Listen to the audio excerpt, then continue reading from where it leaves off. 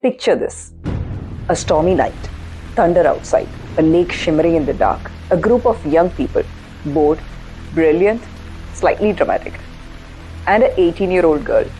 She was about to change literature forever.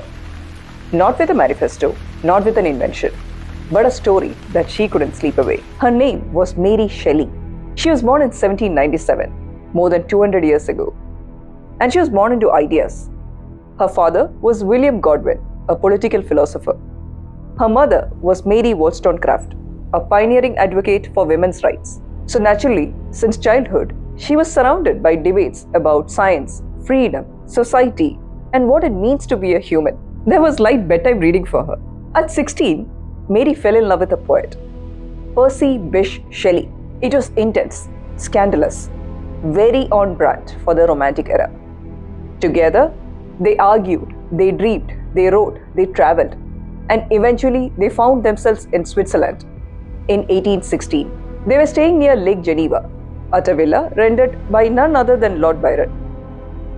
This was summer, but it was strange, cold, stormy, dark, and today it is known as the year without a summer. So they did what most bored and bright intellectuals would do in 19th century. They sat around a fire and told ghost stories. At some point, Byron proposed a challenge. Let's each write a ghost story. Everyone nodded confidently, except Mary. Every morning they would ask, "Have you thought of a story?" Every morning she would reply, "No," which is its own kind of horror. One night, the conversation turned serious. What is life? What makes something alive? They spoke about galvanism, the early concepts using electricity to stimulate muscles. Perhaps Mary wondered aloud. A corpse could be reanimated.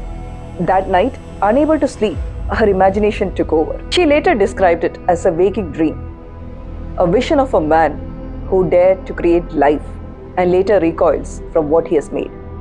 Mary began writing what she thought would be a short story. It turned out to be a novel. Percy encouraged her to keep going.